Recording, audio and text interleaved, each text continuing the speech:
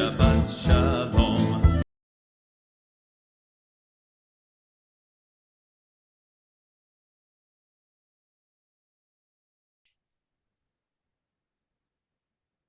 Olá, pessoal. Estou aqui mais uma vez. Vocês já devem estar cansados de mim, né? Eu sou o Alexandre Strabotniak, mas para mim é uma alegria muito grande, para nós é uma alegria muito grande estar aqui com vocês, estar falando um pouquinho da palavra de Deus, um pouquinho do que a gente entende dessa palavra de Deus e ajudando as pessoas que às vezes ficam em dúvida. De repente a gente pode ser de uma ajuda. Então é isso que a gente está aqui fazendo. Estamos hoje aqui com a querida Zilda Zibian. Zilda, Shabbat Shalom para você. Shabbat Shalom. Então, Muito bom estar aqui mais uma vez. é verdade, eu concordo com você. Shabbat Shalom para todo mundo. E hoje a gente vai passar pela 16ª Parashá do ano, chama Beshalach. Beshalach significa deixado.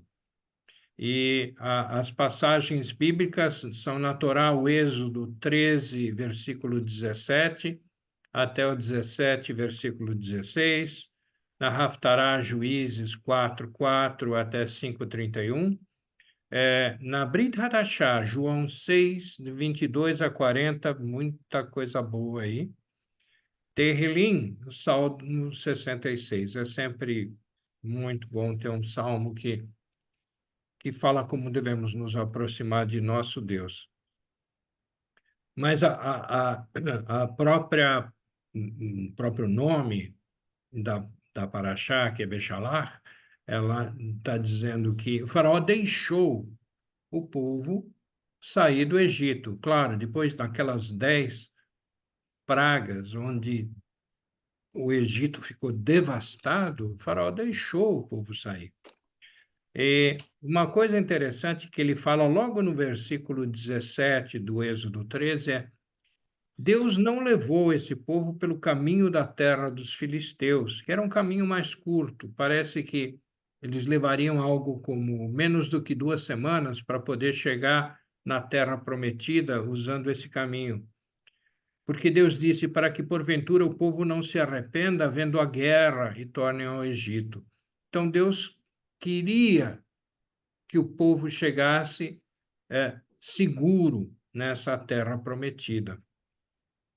E a gente sabe o quanto sofrimento houve mesmo assim, né? Uma coisa interessante que ele fala no versículo 21 é: o Senhor ia adiante deles, de dia numa coluna de nuvem, para os guiar pelo caminho, e de noite numa coluna de fogo, para os alumiar, para que caminhassem de dia e de noite. Deus queria que eles chegassem rapidamente lá, então que pudessem caminhar de dia e de noite. Deus estava presente o tempo todo. Deus estava dirigindo o tempo todo. E eu queria dizer para você que Deus dirige a gente o tempo todo. Mas às vezes a gente não presta atenção e acha que Deus não está do lado. Ele não está do lado, ele está na frente, ele está abrindo o caminho, mas ele quer que a gente vá, que a gente vá junto. E você quer saber, já no Êxodo 14, o que aconteceu? O faraó se arrependeu, falou: não, eu não devia ter deixado esse pessoal sair daqui.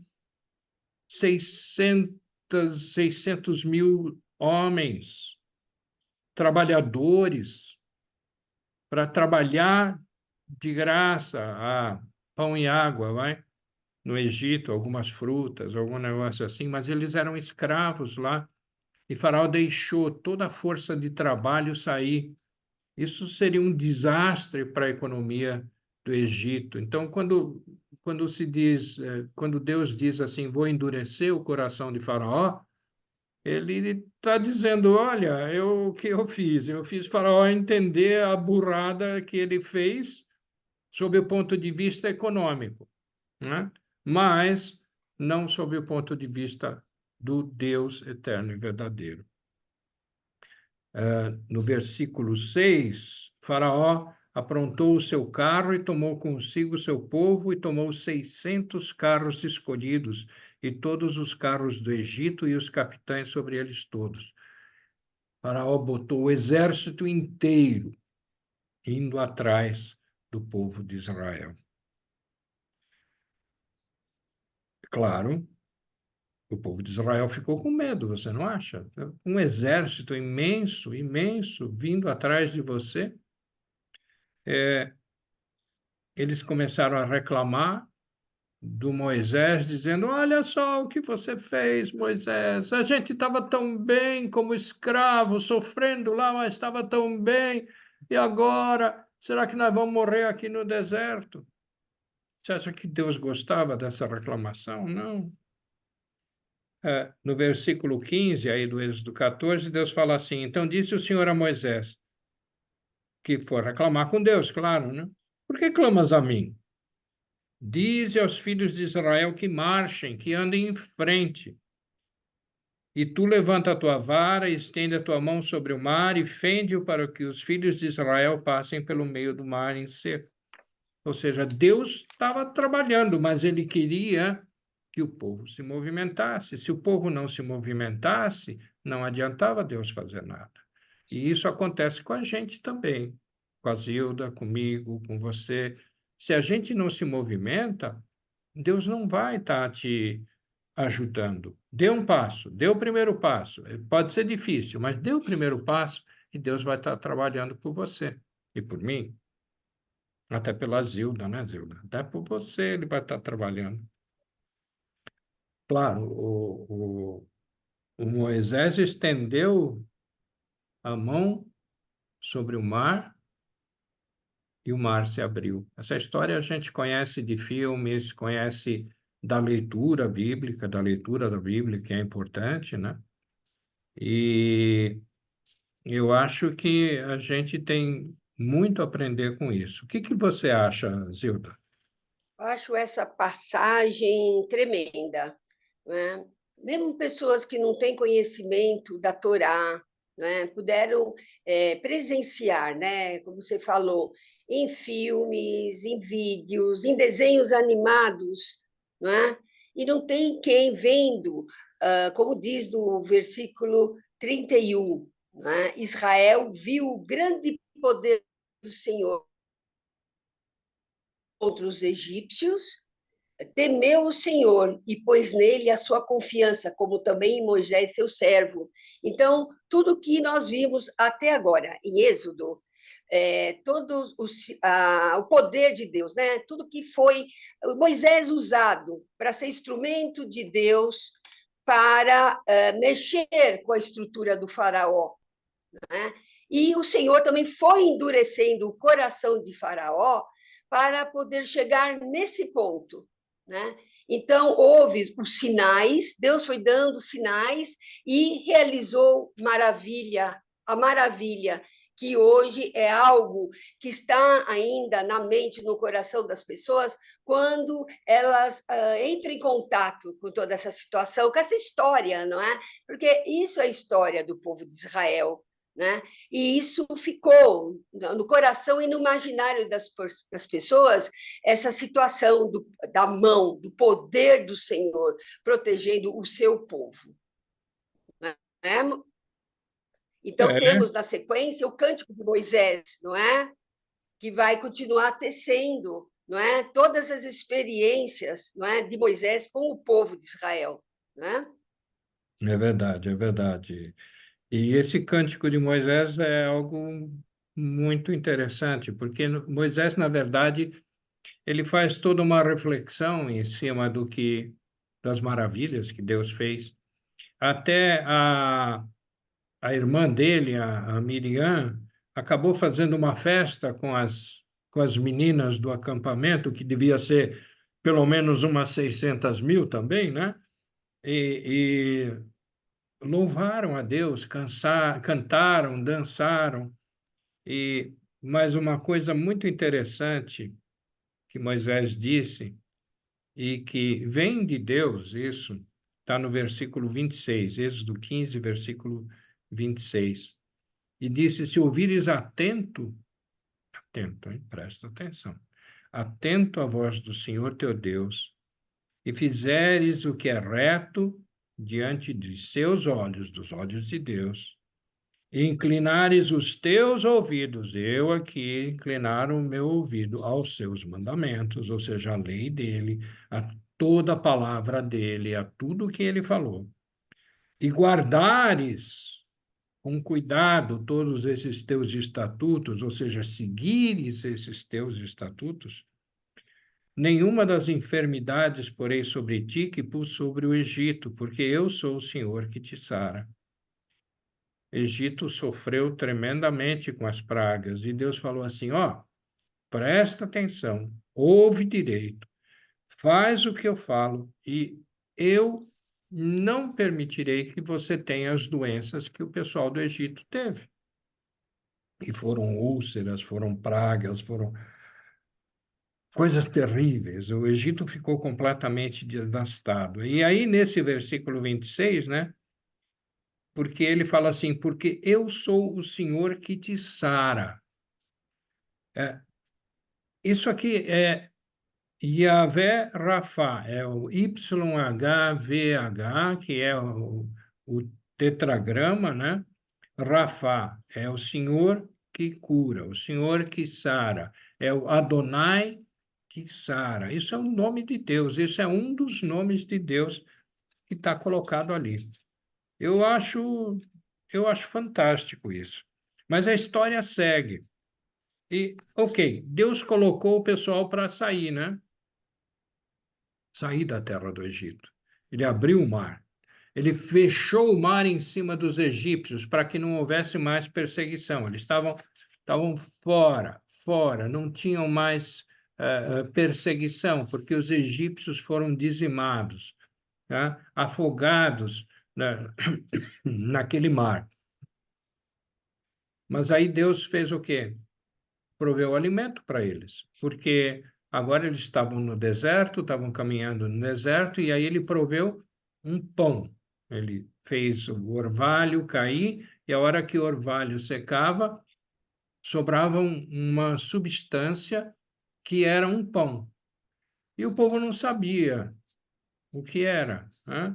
Aí eles ficavam falando: o que é isso? O que é isso? E o que é isso? No hebraico é maná. E o maná acabou virando o nome desse pão que Deus deu para eles. Por 40 anos, eles comeram esse pão. Deus deu carne também. Então, de manhã, breakfast, café da manhã, eles tinham o pão. No fim do dia, eles tinham carne, as codornizes. Eu acho que eles devem ter ficado enjoados, 40 anos comendo codornizes, mas eles tinham isso. E eles tinham também água, né? Quando faltou água, Deus, por exemplo, no Êxodo 17, ele diz assim, versículo 5. Então disse o Senhor a Moisés: passa diante do povo e toma contigo alguns dos anciãos de Israel, toma na tua mão a tua vara com que feriste o rio. Lembra que ele levantou a vara e a água se abriu? Eis que eu estarei ali diante de ti sobre a rocha em Horebe, e tu ferirás a rocha, e dela sairão águas, e o povo beberá. Ou seja, Deus deu um manancial de água para eles. Deus deu pão, Deus deu carne, Deus deu água para matar essa sede. E eu fico impressionado com a provisão que Deus deu a eles e com a provisão que Deus dá a cada um de nós. E a gente andou lendo João 6, não andou, Gil? Sim, O que você andamos. achou de interessante lá? João 6, o título e fala claramente Jesus, o pão da vida. Ele fala que no versículo 32 de João 6, que não foi Moisés que lhe deu o pão do céu, mas é meu Pai. que lhe dá o verdadeiro pão do céu. No versículo 33, pois o pão de Deus é aquele que desceu do céu e dá a vida ao mundo.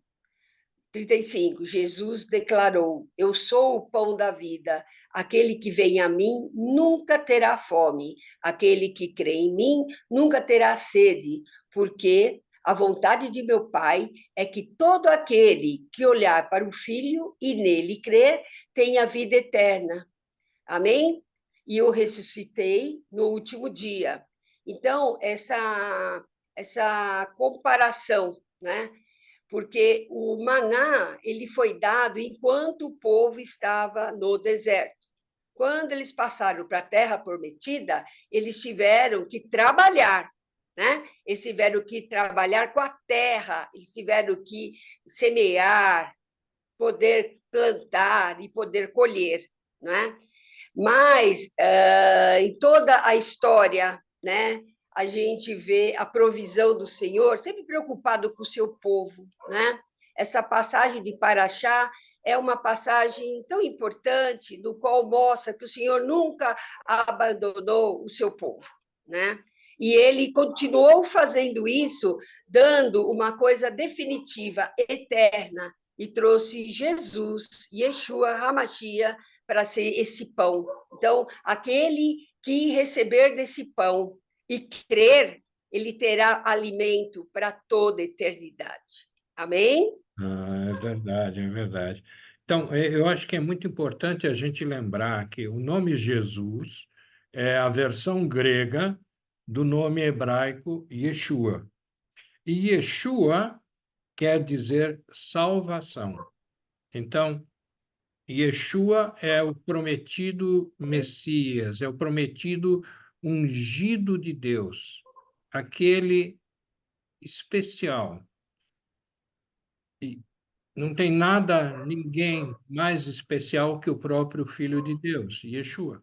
E é ele que veio, ele é o pão da vida, ele é o que nos dá a vida, ele é o que nos dá a salvação, ele pagou o preço do meu pecado, do teu também, da Zilda, de todo mundo. Mas a gente tem que fazer uma coisa: temos que dizer, temos que proclamar, temos que aceitar esse sacrifício, temos que entender que ele fez esse sacrifício por mim e por cada um de nós.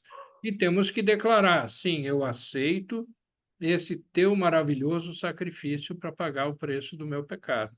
Se você fez essa declaração de coração, sinceramente, você tornou-se um salvo, um filho de Deus. Deus te adota por isso e vai cuidar de ti de uma maneira muito especial. Se você não aceitou ainda, eu acho que está no momento de fazer isso, porque senão as coisas vão ficar bem quentinhas para você. E é verdade, é virar churrasco, não é comer churrasco, é virar churrasco, tá? Mas, pô, que legal, Zilda. Agora, eu estava vendo aqui no Salmo 66, que faz parte do nosso estudo, né? Eu separei uns versículos aqui.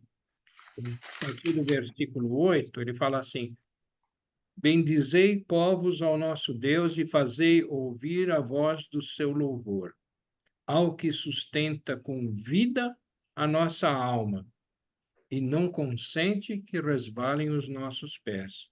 Pois tu, ó Deus, nos provaste, tu nos afinaste como se afina a prata, tu nos meteste na rede e afligiste os nossos lombos, fizeste com que os homens cavalgassem sobre a nossa cabeça. Passamos pelo fogo e pela água, mas trouxeste-nos a um lugar de abundância, a um lugar Amém. seguro. Ou seja, sofrimento nós temos, Deus permite, para quê? Para refinar a gente, para que a gente fique cada vez mais próximo dele, para que a gente seja um exemplo vivo do amor de Deus, do eterno Deus, Amém. de Adonai, de Yeshua, do Yahvé, do Deus que cura, cada um, que cuida cura e cuida de cada um de nós. É isso que nós temos que refletir, a imagem dele, sermos cada vez mais parecidos com ele. E eu quero aproveitar e fazer uma oração por nós, né? Por cada um de nós aqui, por nossas famílias, Deus Pai amado, Santo Deus, eterno Deus, estamos aqui perante o Senhor, no santo nome de Yeshua HaMashiach, para agradecer primeiramente essa salvação que o Senhor nos deu, que o Senhor nos proporcionou. Agradecer a tua presença na nossa vida, agradecer o teu cuidado por nós. O Senhor é tão poderoso que o Senhor consegue atender as necessidades de todo mundo, sem restrição. O Senhor consegue fazer isso, meu Deus. Eu só posso dizer muito obrigado. Obrigado mesmo. Eu quero clamar também, Senhor. Tem tanta gente que não te conhece, Deus amado. Estou clamando por essas pessoas, para que elas possam te ver, Amém. te ouvir e Sim. se movimentar em tua direção. Amém.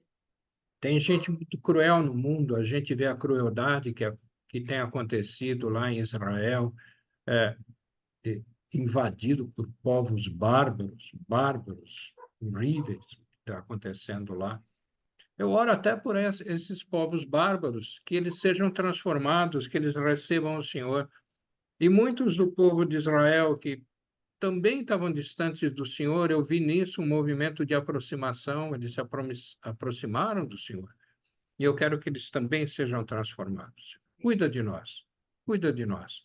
Nesse tempo tão maluco do mundo, cuida de nós, não deixa de cuidar da gente.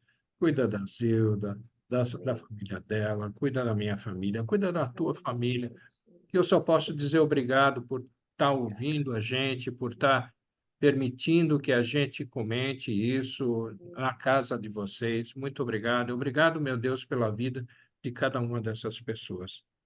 E eu quero desejar a todos nós um Shabat cheio, repleto do Shalom, que só o nosso Deus pode proporcionar. Shabbat. Shabbat Shalom.